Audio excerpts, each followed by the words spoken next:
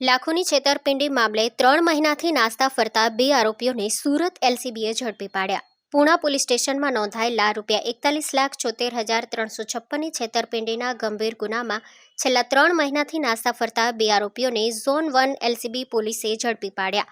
ચોક્કસ બાતમીના આધારે પોલીસે સંયુક્ત કાર્યવાહી કરી આરોપી ધનામલ ફટનદાસ ખટનાની ઉંમર વર્ષ 64, ધંધો કાપડ દલાલી, રહેવાસી અડાજણ સુરત, મૂળ વતન અજમેર રાજસ્થાન તથા જગદીશભાઈ જેઠાનંદ લાલવાણી ઉંમર વર્ષ 55, ધંધો કાપડ દલાલી, રહેવાસી ભટાર રોડ સુરત, મૂળ વતન પાલી રાજસ્થાનને ઝડપી પાડ્યા. બંને આરોપીઓ વિરુદ્ધ પૂણા પોલીસ સ્ટેશનમાં આઈપીસી કલમ 409 અને 120B હેઠળ ગુનો નોંધાયેલ છે. તપાસ દરમિયાન સામે આવ્યું છે કે આરોપી જગદીશભાઈ લાલવાણીના અગાઉથી ગુનાહિત ઇતિહાસ રહેલો છે. તેના વિરુદ્ધ સુરત રેલવે પોલીસ સ્ટેશનમાં પ્રોહિબિશન એક્ટ કલમ 65A હેઠળ 2 ગુનાઓ નોંધાયેલા છે. આ મામલે આગળની તપાસ પૂણા પોલીસ સ્ટેશન દ્વારા હાથ ધરવામાં આવી છે.